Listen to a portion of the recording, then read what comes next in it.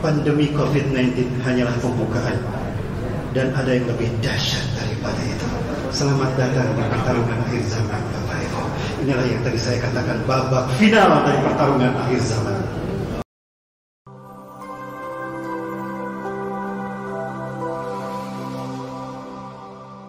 Nah, kalau segitiga saya katakan sebagai sebuah dajjal. Segitiga milik siapapun, Bapak Ibu, betul? Ya. Rasulullah SAW punya cincin, bukan kitab Sama'i Tirmidzi. Disebutkan cincin Rasulullah itu kalau ditekankan maka akan membentuk segitiga. Dan di dalam segitiga itu tertuliskan Allah wahdah la syarikalah Muhammad abduhu wa rasuluh. Tauhid. Itulah alasan kenapa simbol FPI segitiga. Tetapi lain halnya jika segitiga itu seperti ini, Bapak Ibu, atau juga seperti ini. Nah, ini masalah.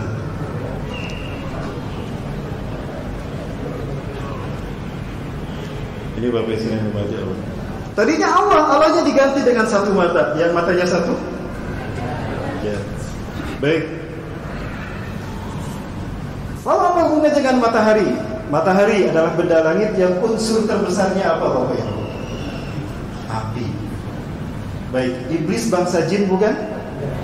Allah menciptakan bangsa jin dari apa? Dari api. Matahari, api. Dewa matahari. Siapa dewa matahari itu? Baik, kita buka Quran. Silakan Bapak Ibu buka Quran ya. Surat Ali Imran ayat 51, Surat Maryam ayat 36, dan Surat Yasin ayat 60-61. Bapak Ibu, setiap kali kita sholat selalu berdoa kepada Allah, ihdinas siratal mustaqim, betul? Minimal 17 kali. Apa arti siratal mustaqim? Jalan yang lurus. Seperti apa konteks pemahaman yang jelasnya? Masih blunder jalan yang lurusnya. Baik Bapak Ibu, buka tadi Quran, boleh dibacakan Mas? Surat Ali Imran ayat 51. Ada nih? Yang keras saja Mas. Oke. Baik. Oke, mohon maaf Bang Arif. Ali Imran 51. Bapak Ibu kita perhatikan. Ini clue kita. A'udzu billahi minasy syaithanir rajim. Innallaha rabbi wa rabbukum fa'buduh. Hadza siratun mustaqim. Baik. Bunyi ayat yang sama Maryam 36. Surat 19 ayat 36.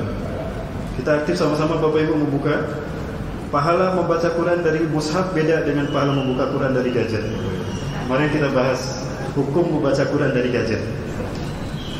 Karena nonton yang porno juga dari gadget kan. Tempat yang kita lihat melihat yang porno, kita lihat Al-Quran. Sama tidak? Berfaedah tidak? Berpahala tidak? Barokah tidak? Wa innallaha rabbi wa rabbukum fa'buduh. Hadza siratun mustaqim. Baik, subhanallah. Ayatnya sama kan? Bunyinya innallaha rabbi wa rabbukum. Sesungguhnya Allah adalah Tuhanku dan Tuhan kalian. Fa'buduh, maka sembahlah Allah. Hadza siratul mustaqim. Inilah siratul mustaqim itu. Berarti arti maksud ketika kita membaca ihdinas siratal mustaqim, tunjukkan kami kepada tauhid, betul? Berarti siratal mustaqim itu tauhid, menjadikan Allah sebagai satu-satunya Tuhan yang kita sembah, tauhid rububiyah, betul? Sekarang kita buka Mas, surat Al-A'raf ayat 16. Ini kata-kata Ajazil setelah dia menjadi iblis. Al-A'raf ayat ke-16. Surah ke-7 ayat 16. Dia menyebutkan siratal mustaqim.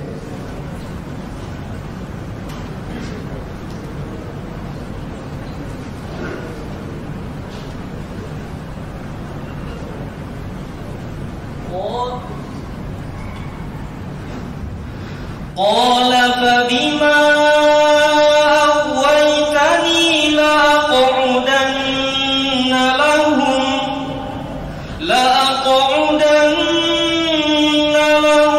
siratal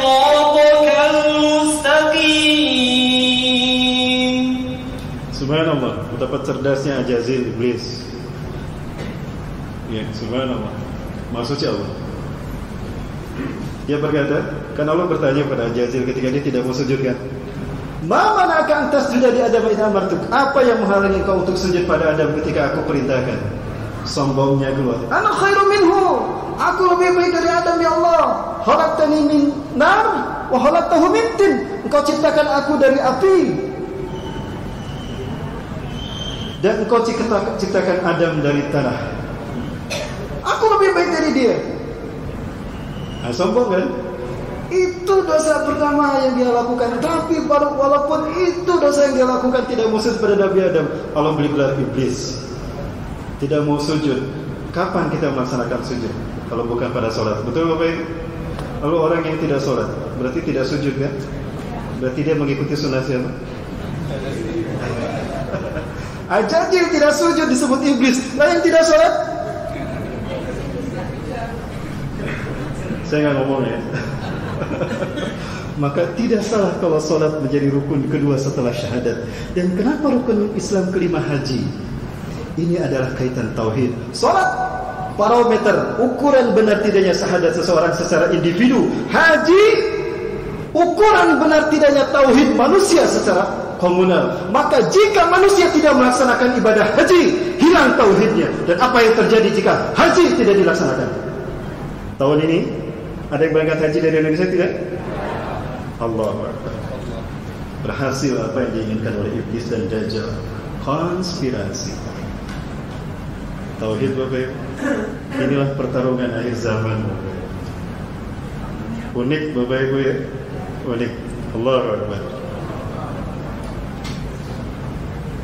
Bisa diikuti Bapak Ibu?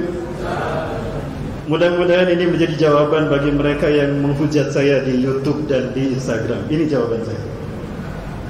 Saya lebih berharga dan lebih gentle jika kita duduk bersama. YouTube bukan punya kita, Instagram bukan punya kita, betul? Siapa yang punya YouTube dan Instagram? Orang kafir. Dibikin orang kafir, digunakan orang Islam untuk menghantam umat Islam sendiri. Pantas tidak? Inilah invasi media melanda umat Islam. Dipecah belah, bahkan ulama diadu domba. Lebih terhormat kalau kita duduk satu meja. Yuk kita duduk bersama. Nah itu lebih baik agar umat tidak terpecah belah. Mohon curhat Bapak Ibu. Nah, iblis berkata, "Qala fa bima aghwaytani." Nah, ini pun ada konspirasi dalam terjemahan ayat ini. Dulu terjemahnya menurut saya benar. Qala iblis berkata, "Fabima aghwaytani, karena engkau telah menghukum aku tersesat. Perbuatanku tidak mau sujud kepada Adam, kau hukum sebagai kesesatanku, aku terima." Tapi belakangan ada muncul peraturan transliterasi Al-Quran terbaru, maka semua Quran terjemahan berubah. Terjemahannya menjadi, karena engkau telah menyesatkan aku. Silakan buka Qurannya, saya sudah meneliti. Karena engkau telah menyesatkan aku. Samakah arti kata menyesatkan aku dan menghukum aku tersesat? Kalau iblis berkata karena engkau telah menyesatkan aku, berarti iblis tersesat, ada yang menyesatkan, betul? Pertanyaannya, siapa yang menyesatkan iblis? Itu kesan yang ingin diciptakan dari terjemah itu. Maka Yahudi tidak mau menyebut Ajazil dengan iblis. Dia korban ketidakadilan Tuhan, tanda petik, kata Zionis Yahudi. Harusnya dia yang jadi khalifah di muka bumi, bukan Adam. Maka Ajazil diberi gelar yang terhormat oleh Yahudi. Apa gelar Ajazil dari Yahudi? Lucifer. Pernah mendengar Lucifer? Pengikutnya disebut Luciferia. Itulah yang berada di balik pandemi COVID-19 hari ini. Mereka mendapatkan keuntungan masif. Surat utang keluar dari setiap negara karena tanda petik tidak bisa menangani COVID-19, maka ngutang. Yang dapat untungnya siapa? Tadi orang yang saya sebutkan. Nah ini yang punya ini. Menarik keuntungan. Seperti orang menciptakan virus komputer dan saya punya antivirusnya, maka orang sibuk ingin menyelamatkan data mereka karena virus komputer terkena mengenai komputer mereka. Aku punya virusnya, antivirusnya, mau nggak beli sini? Maka mereka beli antivirus yang saya ciptakan, padahal virusnya pun saya yang menciptakan. Maka yang dapat uang siapa? Subhanallah. Itu Bapak Ibu, sederhana saja Bapak Ibu. Inilah konspirasi. Baik, bisa kemudian lanjut Bapak Ibu. Nah, terjemah yang benar adalah qala fa bima aqwaitani, karena engkau telah menghukum aku tersesat, aku akan menghalang-halangi manusia dari jalanmu yang lurus. Tadi Siratal Mustaqim apa? Tauhid. Artinya, aku akan menjadikan sosok lain yang mereka sembah selain engkau. Akan ada sosok lain yang mereka sembah selain engkau, ya Allah. Pertanyaannya, siapa sosok lain yang disembah selain Allah? Dewa matahari. Matahari, benda yang banyak apinya. Dan siapa yang Allah ciptakan dari api? Iblis. Artinya siapa sosok yang disembah oleh iblis? Yang disembah oleh manusia? Dewa matahari itu iblis. Dan matahari terbitnya di waktu pagi apa di waktu sore? Inilah momentum dihancurkannya WTC. WTC dihancurkan, itu merupakan bentuk human sacrifices untuk the God who's waiting. Pengorbanan, pengucuran darah untuk Tuhan yang ditunggu-tunggu. Begitulah ritual yang dilakukan oleh peradaban kuno sekelas suku Maya, Akadia, Aztec, ya, kemudian suku Inka. Bukan peradaban masa lalu. Bapak Ibu, setiap dewa matahari disembah, selalu ada pengucuran darah manusia. Pernah nonton film Apokalipto? Suku Maya diperbudak dan dikorbankan darahnya. Ada saya filmnya di sini. Hollywood merupakan instrumen Yahudi untuk melakukan cuci otak kepada dunia lewat dunia entertain. Inilah sistem Dajjal, Bapak Ibu. Rapi tidak, Bapak Ibu? Politiknya nyambung dengan entertain, nyambung dengan ekonomi, nyambung dengan finansial keuangan. Nanti kita bahas tentang uang, $1, tentang uang kertas. Kenapa uang kertas sekarang berada di dunia di mana-mana dan dinar dirham tersingkirkan? Kita bahas nanti uang kertas, Bapak Ibu, terutama $1. Banyak simbol Dajjalnya di sana. Subhanallah. Jadi tidak ada ranah dalam kehidupan kita yang tidak disentuh oleh fitnah Dajjal, betul? Maka Rasulullah mengatakan tidak ada fitnah yang lebih besar daripada fitnah Dajjal. Termasuk di bidang kesehatan, Bapak Ibu. Vaksin. Nanti keluar undang-undang setiap rakyat harus divaksin. Tapi saya tidak mau direkam untuk berbicara ini. Itu saya ditangkap. Saya sedang membaca buku perang biologis. Sejarahnya dari dulu, Allahu Akbar. Sejak mereka datang ke Amerika. Dulu penghuni Amerika adalah suku Dayak, Indian, salah satunya Cherokee. Bagaimana orang kulit putih menghabisi bangsa Indian dengan pandemi. Mereka ciptakan pandemi. Habis tuh 50% dari penduduk India. Maka datanglah mereka ke Amerika. Jadi kulit putih bukan pendatang, bukan penduduk asli. Penduduk asli Amerika adalah bangsa Indian. Saya sedang membaca buku. Baca buku Deadly Means karya Jerry DeGray. Bapak Ibu akan paham kenapa ada pandemi SARS, Anthrax, Ebola, dan flu burung terakhir COVID-19. Nanti akan ada virus-virus yang lebih berbahaya. Sekarang di Nigeria sudah terjangkit 48 jam langsung mati. Dan sudah hampir 200 orang meninggal dunia di Nigeria dalam 2 hari, Bapak Ibu, tidak tertolong. Aduh, jadi nakut-nakutin saya. Saya tidak nakut-nakutin Bapak Ibu, tapi berbagi rasa takut. Karena saya tidak mau takut sendirian. Tadi kami bahas di masjid Ikhlas. Kalau itu antara wabah dan konspirasi, kita pandang dari kacamata qada dan qadar, tauhid rububiyah. Ya. Ada tidak pandemi COVID-19 di waktu yang sama kita akan mati, karena kematian ajal adalah takdir Allah, tidak dipajukan, tadi bisa dikundurkan. Andaikan tidak ada COVID-19, apakah tidak akan ada kematian? Tetap ada. Jadi kenapa harus ditakuti? Allahu Akbar. Jadi kematian itu sudah Allah tetapkan. Jadi COVID-19 bukan penyebab kematian, tapi jalan kematian. Andaikan dokter menolak untuk merawat suspek COVID-19, apakah mereka akan mati dengan COVID-19? Tidak, tapi tetap akan mati, tapi dengan jalan yang lain. Betul Bapak Ibu? Nah, ini tauhid Bapak Ibu. Kita sedang diuji tauhid kita. Tawakal kita kepada Allah. Nah, diuji iman kita tentang qada dan qadar. Tadi kami bahas tuntas di Masjid Ikhlas antara wabah dan konspirasi dalam kacamata qada dan qadar. Bapak Ibu bisa diikuti Bapak Ibu ya? Ini ambisi iblis. Jadi dia mengatakan akan ada sosok lain yang disembah selain Engkau ya Allah, yaitu dewa matahari. Pertanyaannya Bapak Ibu, bisakah iblis menyesatkan manusia? Tidak akan sempurna, hanya bisa berbisik-bisik karena dia tidak bisa menjelma. Tidak kelihatan kan? Wih, hati-hati ada setan menggoda kita. Tenang. Orang tenang karena tidak kelihatan. Betul? Artinya iblis membutuhkan sosok sosok nyata yang menjadi kembaran dia seutuhnya, yang orientasi dan ambisinya sama. Siapa dia kalau bukan Samiri? Maka ketika keduanya bertemu di segitiga Bermuda, membuat komitmen bersama untuk menyesatkan manusia.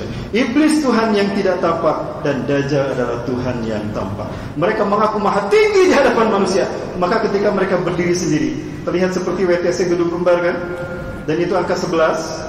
Angka 11 kalau diurai adalah 911. Kebakaran, telepon 911. Bencana, telepon 911. Ya, ada musibah, 911. Maka manusia dibikin bergantung dulu kepada 911, tidak kepada Tuhan. Itulah cara mereka yang sangat sederhana, membuat kita lupa kepada Tuhan kita yang sesungguhnya. Maka yang disebut manusia adalah,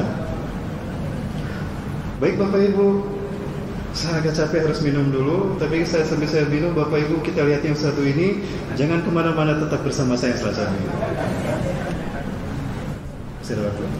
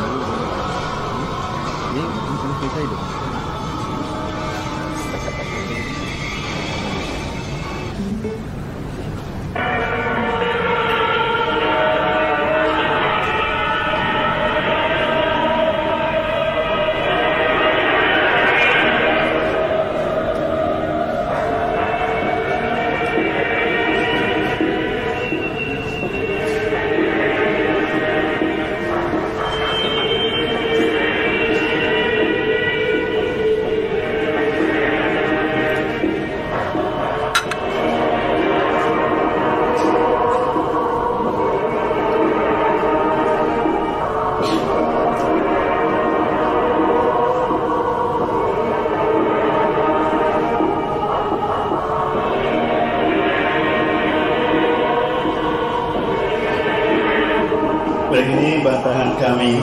Ya, saya sepakat dengan apa yang dikatakan oleh Harun Yahya, bahwa teori Homo sapiens, teori evolusi itu manusia tidak diciptakan dari proses evolusi. Pithecanthropus erectus, Homo sapiens, Jakartensis, Homo. Kalau manusia merupakan hasil evolusi dari kerang, kenapa kebun binatang penuh dengan kerang sekarang? Kenapa mereka tidak berevolusi? Apakah mereka gagal berevolusi? Apakah Nabi Adam lahir melalui proses evolusi? Tidak, Allah ciptakan manusia fi ahsani taqwim. Baik, kita lihat peradaban zaman dulu. Teknologi mulai disentuh oleh manusia, ada dalam kehidupan manusia secara canggih. Itu zaman Nabi Hud alaihissalam. Kaum Nabi Hud disebut kaum Nabatean. Ini faktanya, bukan? Ini adalah penggilaan bangsa Babilonia. Yang ibu lihat, bapak ibu lihat ini bukan semata-mata kendi, itu hanya casing saja. Tapi ketika dibelah ternyata ada katoda, ada tabung elektrolit. Artinya peradaban 2000 tahun yang lalu Babylon sudah mengenal listrik. Cuma casingnya tidak seperti ABC dan alkalin, bapak ibu. Seperti ini. Apakah ini dibuat oleh manusia kera, bapak ibu? Tidak mungkin. Tadi gedung-gedung yang bertingkat.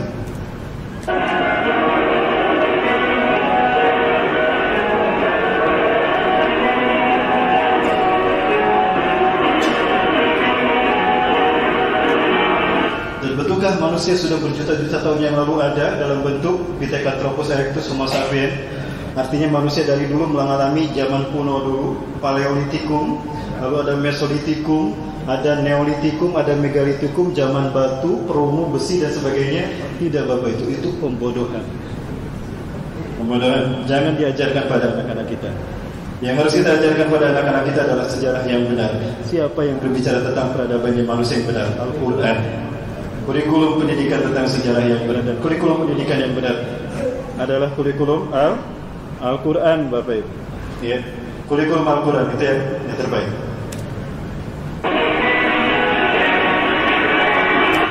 Ini adalah plakat Berlin, peninggalan bangsa Sumeria 2000 tahun yang lalu atau 2500 tahun yang lalu.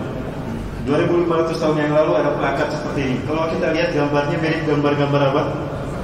Mungkinkah zaman 2500 tahun yang lalu orang berpikir tentang helikopter, kapal selam, kapal terbang? Mungkin. Berarti mereka sudah mengenal peradaban, bapak. Jadi tidak benar adanya teori evolusi. Sepakat, bapak? Sepakat. Terima kasih.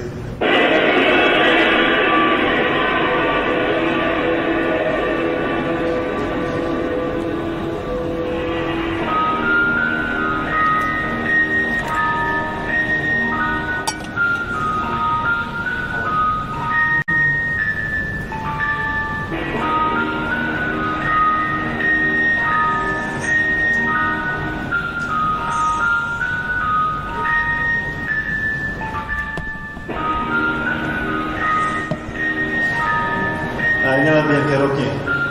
Mungkin cuma dia yang lahir dari proses evolusi, bapak. Dia membuat bukunya The Origin of Species. Ya.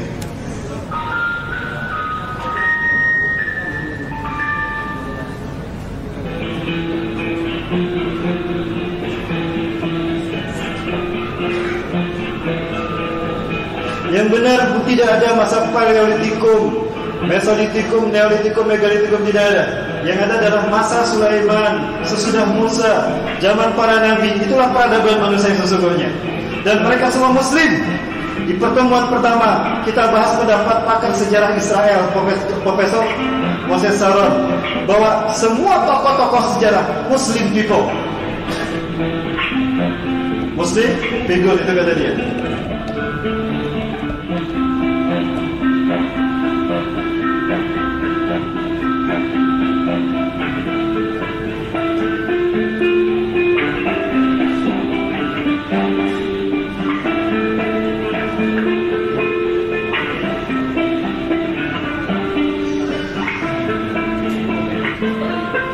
Suksesi kepemimpinan para nabi terus berganti dari nabi kepada nabi. Jailun ba'da jailin, generasi demi generasi, hingga sampailah kepada generasi yang terakhir, Rasulullah Muhammad SAW.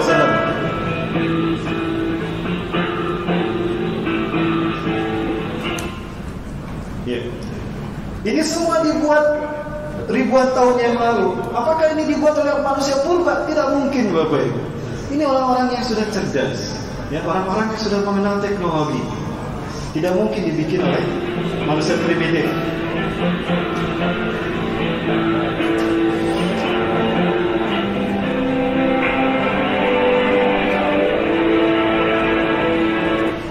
Ustadz, kan ada bukti fosilnya ribuan tahun yang lalu, jutaan tahun yang lalu. Baik, bapak ibu bermata. Bapak ibu masih ingat kisah kaum Nabi Musa yang dikutuk menjadi kera? Ada kan? Yang dikutuk menjadi kera. Nah, mereka malu dikutuk menjadi kera. Ada yang berpendapat betul-betul menjadi kera, ada yang mengatakan karakternya saja seperti kera.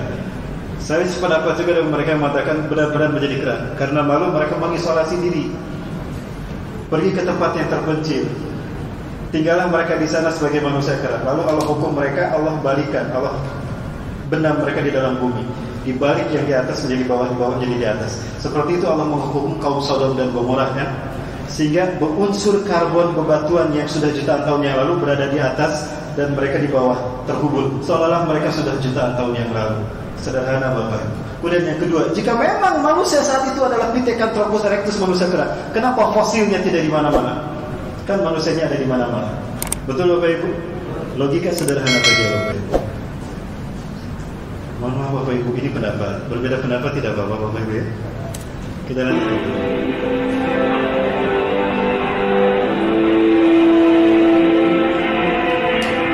Terus berganti Nabi dengan Nabi. Kula mahalakan Nabi yang khalafahu Nabi ba'du. Setiap kali seorang Nabi wafat, maka diganti Nabi berikutnya. Maka muncul Nabi berikutnya.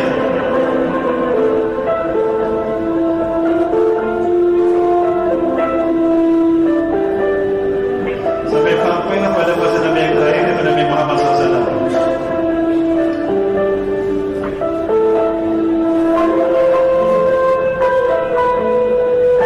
Dan Rasulullah SAW menyebutkan fase beliau itu ada 5. Takunu nubuwwatu fikum masyaallah an takuna, summa yarfa'u idza syaa yarfa'ha, summa takunu mulkan khilafatan ala minhajin nubuwah. Masyaallah an takuna summa yarfa'u idza syaa yarfa'ha, summa takunu mulkan adhan. Masyaallah an takuna summa yarfa'u idza syaa yarfa'ha, summa takunu mulkan jabariyatan. Masyaallah an takuna summa yarfa'u idza syaa yarfa'ha, summa takunu khilafatan ala minhajin nubuwah. Summa sakat. Kemudian Rasulullah diam. Ada yang menakwilkan hadis ini, diam artinya kiamat. Jadi sejak Rasulullah sampai ke kita ada 5 fase. Nubuwah 610 sampai 623, ya, 632 ya. Kemudian fase khilafah ala minhajin nubuwah yang kedua 632 sampai 661, khulafaur rasyidin 30 tahun. Sumatakun mulkan adhan dari 661 sampai 1924. Turki Utsmani, dari dinasti Abbasiyah mulkan sampai Turki Utsmani 1924. Sumatakuna mulkan Jabariyatan, lalu muncullah mulkan Jabariyah 1924 sampai hari ini. Hari ini kita berada di fase yang keempat. Sumatakuna khilafatan ala minhajin nubuwah. Yang kelima kata Rasulullah, fase khilafah ala minhajin nubuwah. Ini Rasulullah menyebutkan khilafah adalah kehendak Allah. Maka seperti apa hukumnya orang yang mengatakan khilafahisme sama dengan komunisme? Baik. Semasakat setelah khilafah Rasulullah diam. Ya. Artinya zaman selesai menurut mereka. Tapi saya tambah dengan hadis yang lain, tidak selesai Bapak Ibu. Ada fase yang ke-6.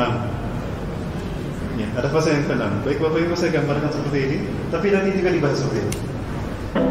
Kemudian hadis ini nanti digambarkan secara diagram. Rasulullah menyebutkan ada 5 fase.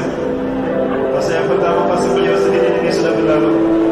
Fase yang kedua, fase khulafaur rasyidin al-mahdiyyin 30 tahun. Al-khilafah itu umat Rasulullah mulkan pada dari khilafah di masa itu hanya 30 tahun. Setelah itu mulkan, betul mulkan. Yang ketiga mulkan anak. Dan ini pun sudah berlalu.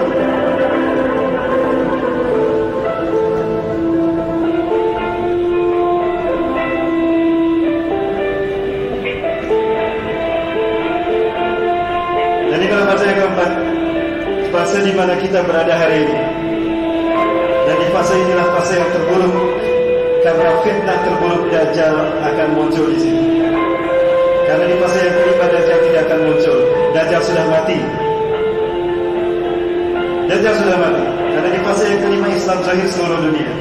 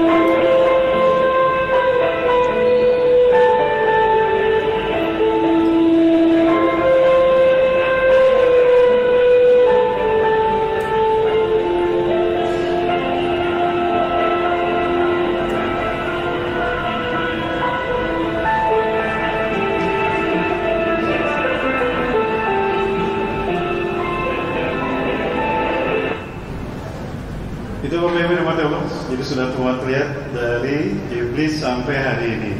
Singkat saja Bapak Ibu. Tapi sayang sekali waktunya tidak cukup Bapak Ibu ya. Sudah jam 10 ini. Kita mau berbicara tentang lalu seperti apa dan di mana Dajjal hari ini. Ya, Bapak Ibu, ternyata beberapa katedral di Eropa sudah mulai membahas hadis-hadis akhir zaman. Mereka sudah mulai melek dengan kajian akhir zaman yang viral di seluruh dunia. Bahkan di Palestina itu ada Ustadz Syekh yang mengajarkan materi sama seperti saya. Saya bertemu dengan beliau di Masjidil Aqsa pada Asyar. Kita audiensi dengan beliau di pesantren beliau sendiri. Saya juga menyampaikan tentang akhir zaman. Itu Dr. Yusuf Abu Sunaina. Intinya Bapak Ibu yang dirahmati Allah, Dajjal akan muncul di saat teknologi sudah tidak ada. Nah, Rasulullah SAW sudah menyampaikan bahwa teknologi akan hilang ketika combine disaster, bencana berangkai terjadi. Dan bencana berangkai ini terjadi merupakan bagian dari proses munculnya 10 tanda besar kiamat. Mulai dari terbitnya matahari dari barat, munculnya dukhan, munculnya dabah yang bisa berbicara dengan manusia, kemudian munculnya Dajjal, turunnya Nabi Isa, munculnya Yajuj Majuj, pembenaman bumi bagian barat, timur dan Madinah dan Jazirah Arab, terakhir api menggiring manusia dari timur hingga ke barat. Artinya dukhan terjadi setelah terbit matahari. Betul demikian. Karena dukhan inilah yang menandai hilangnya teknologi dari muka bumi. Seperti apa teknologi hilang dari muka bumi? Tunggu tanggal mainnya nanti bersama saya Bapak Ibu di jam yang sama. Bapak Ibu sekali lagi, pembahasan ini saya siap detail dari A sampai Z. Kita bahas peradaban manusia. Tapi saya butuh waktu banyak Bapak Ibu. Di sini saya tidak mungkin menjelaskan secara detail. Bapak Ibu sudah bubar satu persatu karena sudah jam 10 malam. Kalau saya siap sampai jam subuh tadi. Baik, nah untuk melengkapi informasi yang saya sampaikan, alhamdulillah kami bersama pemuda akhir zaman PAS binaan Ustaz Saiful Bahri dan kawan-kawan itu membuat stand. Bapak Ibu yang membutuhkan bukunya silakan. Itu referensinya Bapak Ibu yang saya gunakan. Ada banyak yang lain, tapi yang ini juga ada mewakili insyaallah. Di sana ada yang terbaik karya Dr. Muhammad bin Ahmad Al-Mubayyad, Muhammad Ahmad Al-Mubayyad, seorang syekh dari Syam. Itu yang jadi referensi utama bagi saya. Bapak Ibu yang Allah SWT, jika Bapak Ibu berkenan ingin tahu detail dan terperinci dari A sampai Z, saya siap untuk bersama ibu-ibu. Bagaimana kalau ada daurah akhir zaman? Khusus aja 3 hari, dari pagi jam 9 sampai maghrib, atau sampai jam 4. Dari jam 9 sampai jam 4, 3 hari berturut-turut. Kita kupas daurah akhir zaman, kita adakan, siap? Nah, kita bedah dari peradaban A sampai Z, dari mulai Ajazil menjadi iblis sampai pertemuan Nabi Isa dengan Dajjal. Di mana pertemuan Nabi Isa dengan Dajjal? Baik, kalau itu boleh saya bahas? Saya butuh waktu 10 menit, boleh? Atau 15 menit karena ada satu film yang bisa perlihatkan. Baik, ini pembahasan akhir zaman. Ternyata gereja-gereja sudah mulai melek untuk membahas tentang akhir zaman. Ini dia Bapak Ibu. Descendants of Muhammad, he will be unparalleled, unequal leader. He will come out of a crisis of turmoil. He will take control of the world. He will establish a new world order. He will destroy all who resist him. He will invade many nations. He will make a 7-year peace treaty with the Jews. He will conquer Israel and massacre the Jews. He will establish Islamic world headquarters at Jerusalem. He will rule for 7 years, establish Islam as the only religion. He will come on a white horse with supernatural power. He will be led by all people on earth. So Jesus will return. Yes, Muslims believe that Jesus will come again. They believe in the return of Jesus. Not the true Jesus. The Jesus of Islam, not God, didn't die, didn't rise, didn't provide a sacrifice for sin. But he does return. He's a prophet. And he comes back, and he has one purpose when he comes back, and that is to assist and aid the Mahdi. He returns, listen to this, as a radical Muslim. He comes back as a radical Muslim. He will arrive, by the way, at Minaret near Damascus. And he will come back holding the wings of two angels who flew him down to meet the gathering army of the Mahdi. In the east, the army of black flag. Jesus, when he comes back, will pray to the Mahdi, who is greater than he. He will acknowledge the Mahdi as his Lord. He will make a pilgrimage to Mecca. He will worship Allah, and thus he will lead all Christians who will follow him to reject their notion of Jesus and accept the real Jesus, who is nothing but a prophet and a man. He will establish worldwide Sharia law.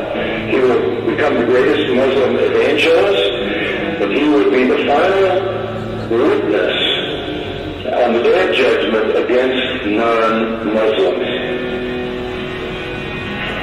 Christians everywhere will affirm that they were wrong, that the gospel is wrong, the New Testament is wrong, he didn't die, he didn't rise, he isn't God, he isn't the Son of God. He himself will come back and point out how wrong we've been. He will correct our misinterpretations and all misrepresentations. Let me quote what the literature says. He will shatter crosses. That's a metaphor for the destruction of the church. A symbol of Christianity being placed in the church. He will kill pigs. He will abolish the tax on non-Muslims because there won't be any living non-Muslims. Can't tax dead people. And then he will do one more thing. He will kill the Islamic Antichrist. He will kill the Islamic Antichrist. Then he will die and be buried by Muhammad, but not until he has destroyed Christianity by revealing who he really is. One of their writings says he espouses the cause of the Mahdi.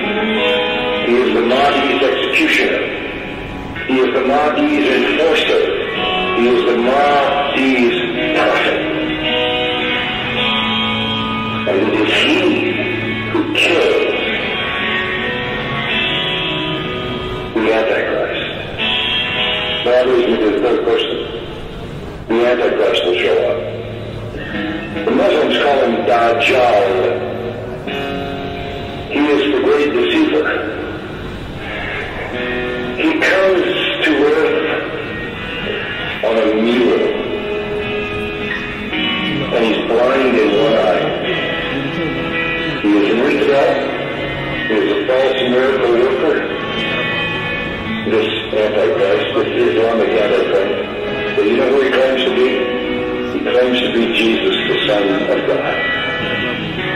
He claims to be deity. He will attempt to stop the Mahdi and the true Jesus, but the true Jesus will slaughter him. This is the reveal of the true Christ. Our Jesus is the Antichrist. Our Antichrist. Baik Bapak Ibu rahmati Allah, subhanallah. Gimana Bapak Ibu? Sudah mulai nyambung pembahasan kita tentang Dajjal. Sayang sekali, saya inginnya membahas tentang kenapa harus 2001 Bapak Ibu. Begini, titik balik matahari. Tadi kita sudah membuat clue bahwa ternyata Dewa Matahari itu siapa? Ajazil. Dan dia butuh sosok yang nyata yang menjadi kembaran dia sepenuhnya. Muncullah Dajjal. Mereka bertemu di segitiga Bermuda. Mereka mengklaim sebagai Tuhan. Simbol Tuhan itu segitiga. Iblis dia tinggal di langit, maka segitiganya ke bawah. Dajjal pun ingin berkuasa seperti penguasa langit.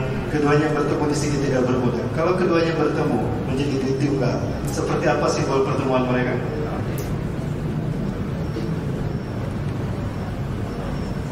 Ini dia. Dan kenapa harus berwarna biru? Filosofinya panjang. Ini yang dikatakan oleh mantan kepala BIN J.A. Maulani, Allah yarham, semoga merahmatinya. Kami seminar bersama beliau, kami diskusi tentang konspirasi dunia, berangkat dari keyakinan Zionis Yahudi. Ini penelitian panjang sejak PTS sampai 2014 atau 2015, dan terus kami melakukan penelitian Bapak, dan kami share kepada Bapak sekalian agar kita paham siapa musuh kita yang sesungguhnya, dan jangan terkecoh oleh propaganda mereka. Salah satunya adalah COVID-19. Ketika flu burung terjadi, kami sudah menyampaikan ini. Dan Alhamdulillah Menteri Siti Fadila Supari berani untuk mendaftar, tapi akhirnya beliau dipenjara. Saya pun dikriminalisasi. Inilah Bapak sekalian perjuangan membela kebenaran. Tapi kita tidak boleh berhenti sampai kita menang atau kita sahid di jalannya. Betul? Yang kedua dan yang ketiga. Ya, baik Bapak Ibu rahmati Allah. Closing dari saya Bapak Ibu. Kita bedah peradabannya secara langsung, secara sederhana karena waktu kita tidak cukup.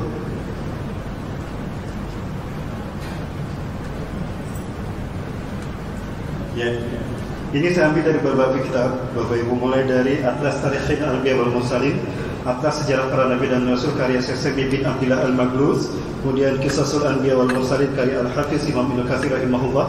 Kemudian juga nanti Pak di fotonya karena ini belum sempurna, ada gambar-gambar nanti akan saya tampilkan. Ya, kita bedah sekarang sampai pertemuan Nabi Isa dengan Dajjal. Di mana bertemunya Nabi Isa dengan Dajjal? Di Aleppo. Aleppo perbatasan dengan Turki. Saat itu Turki dikuasai oleh Bani Rum. Hum yajtami'una tahta samanira raya. Bani Rum Eropa, kemungkinan NATO, mereka membawa 80 bendera. Satu bendera 12.000 pasukan. Berarti berapa jumlah Eropa yang menguasai Turki? 1 juta. Pertanyaannya, perang apa yang menyebabkan Turki dikuasai Eropa? Apakah klaim Erdogan atas Hagia Sophia dan klaim Erdogan akan menguasai Al-Aqsa setelah Hagia Sophia? Berarti Erdogan membawa umat Islam pada perang besar melawan Israel, betul? Apakah itu yang akan membuat nanti pasukan 80 bendera Bani Rum itu akan menguasai Turki? Lalu Imam Mahdi dan pasukannya bertahan di Aleppo. Di mana Aleppo? Halab. Kenapa harus Aleppo? Karena disitulah terdapatnya masjid tempat turunnya Nabi Isa AS. Artinya di hadapan kita akan ada peristiwa-peristiwa besar. Sudah siap menghadapinya? Pandemi COVID-19 hanyalah pembukaan, dan ada yang lebih dahsyat daripada itu. Selamat datang di pertarungan akhir zaman, Bapak Ibu. Inilah yang tadi saya katakan, babak final dari pertarungan akhir zaman. Allahu Akbar. Artinya Islam sebentar lagi akan zahir, Bapak Ibu. Berarti Imam Mahdi sebentar lagi akan datang. Betulkah Imam Mahdi akan datang? Baik. Yaktatilu salah satu inda kanzikum. Akan berperang 3 orang laki-laki di sisi peberang kalian, Ka'bah. Kulluhum ibnu khalifatin, 3-3-nya putra mahkota. Artinya ada seorang raja penguasa ini meninggal, lalu 3 putra mahkotanya berperang, berebut kekuasaan. Sekarang bagaimana kondisi di sana? Bagaimana kondisi Raja Salman? Dan Raja Salman raja yang terakhir kan? Sekarang sudah ada perebutan, mulai ribut antara putra mahkota yang satu dengan yang dua, antara MBS, Muhammad bin Salman, Muhammad bin Nayef, Khalid bin Farhan. Apakah mereka disebut 3 orang putra mahkota? Tapi mereka tidak berhasil menjadi raja, karena raja yang sesungguhnya adalah Al-Mahdi. Kapan Al-Mahdi dibaiat? Di musim haji. Fayankusu fil ardi sab'ata sanawat aw 80 sanawat, yakni hajjajan. Sab'an aw 80 hajjajan. Al-Mahdi akan tinggal bersama umat Islam 7 tahun, 8 tahun atau 8 kali musim haji, 7 kali 8 musim haji. Artinya dibaiat di musim haji, dan hanya sedikit yang berbaiat kepadanya. Wa adadul ladina yubayyunahu ka'adadi ahli Badarin, dan pasukan yang berbaiat kepada Al-Mahdi seperti pasukan Badarku, antara 313 sampai 315. Kok sedikit yang berbaiat? Karena yang beribadah haji sedikit. Apa yang menyebabkan ibadah haji hanya sedikit? Apakah tahun ini?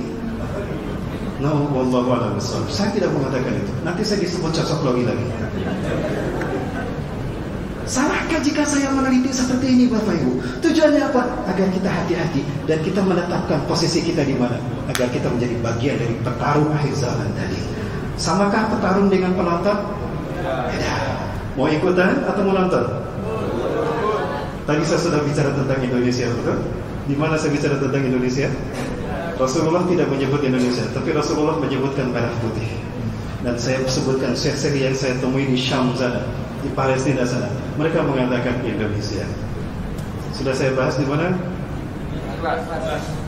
Di Masjid Ikhlas. Saya bahas itu tadi di Masjid Ikhlas tentang arti merah putih dalam hadis Rasulullah dan pandangan para ulama. Artinya jika Erdogan kalah karena memang Turki akan dikuasai oleh 80 bendera tadi, kemungkinan NATO, maka merah putih yang akan melanjutkan. Betul?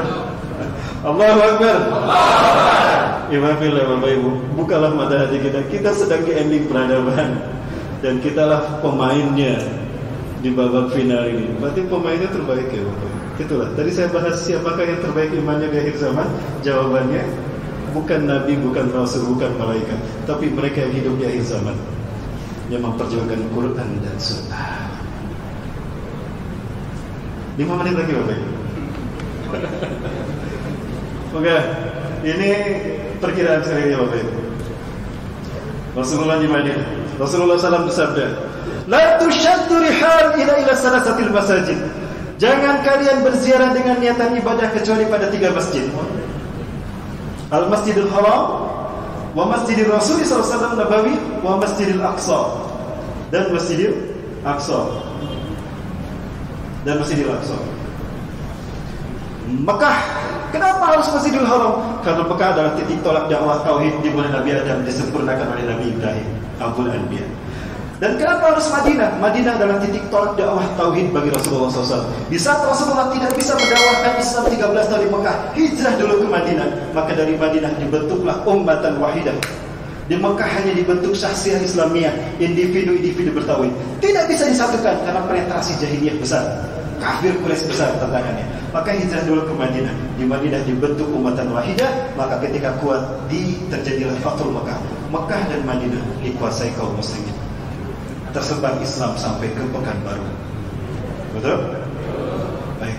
Sekarang Mekah dan Madinah terus terang saja ada dalam kekuasaan mereka.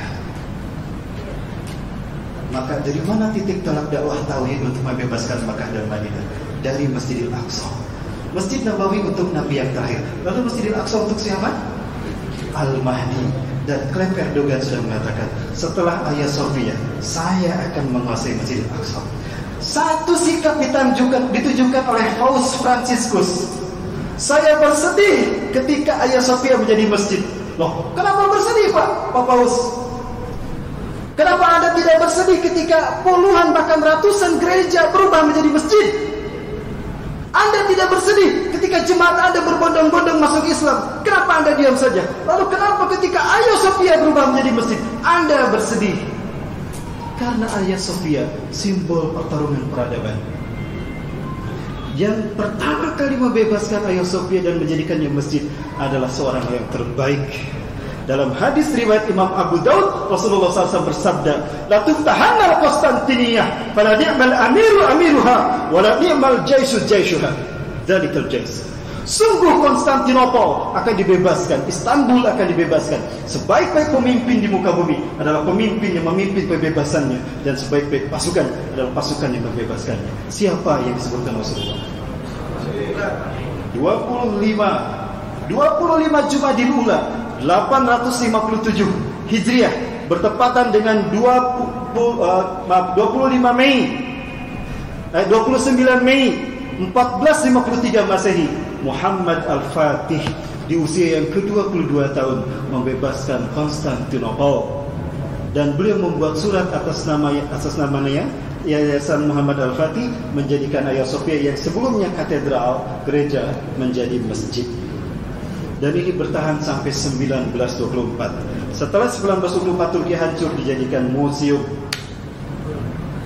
Pengadilan negeri Turki memutuskan Hagia Sophia dijadikan museum ilegal. Yang benar adalah masjid, maka kembalilah Hagia Sophia menjadi masjid. Maka ketika Hagia Sophia menjadi masjid, itu simbol kemenangan umat Islam atas peradaban Romawi. Betul? Sebagaimana peradaban yang menang dilakukan oleh siapa? Muhammad Al-Fatih.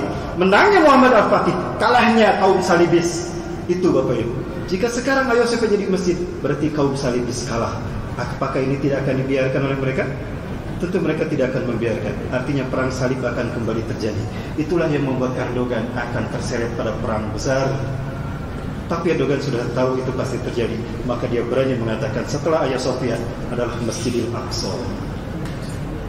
Bapak Ibu, tidakkah kita sedang diarahkan kepada satu pertarungan peradaban yang akhir zaman ini? Sudah siapkah? Apa artinya? Dajjal akan muncul sebentar lagi barangkali, tapi saya tidak tahu apakah muncul di zaman kita. Wallahu a'lam bishawab. Ya, pertarungan besar akan terjadi di Aleppo. Ini Turki dikuasai oleh 80 bendera atau 960.000 pasukan Bani Rum. Pertanyaan saya, jika itu terjadi di zaman kita, di zaman Erdogan, lalu kemana Erdogan? Apakah dia gugur ketika mempertahankan Turki atau dia bergabung dengan Hamas? Ya, Hamas di sini Palestina. Dan ini Suriah. Dan di sini Aleppo. Dan di sini Aleppo inilah terdapat Masjid Umawi. Kenapa disebut Masjid Umawi? Karena dibangun oleh Muawiyah bin Abi Sufyan. Inilah Masjid Umawi. Dan di masjid inilah terdapat menara putih, menara Isa bin Maryam. Di sinilah Nabi Isa akan turun. Saat itu umat Islam sedang salat. Wa antum taqumuna salat al-fajr. Wa qad uqimatis shalah. Kalian sedang bersiap-siap melaksanakan salat subuh. Wa imamukum minkum. Imamnya adalah kalian, Imam Mahdi. Wa qad uqimatis shalah, dan salat sudah dikumandangkan qomatnya. Lalu Imam Mahdi meluruskan, istawu sufufakum tarasu wa tajibu.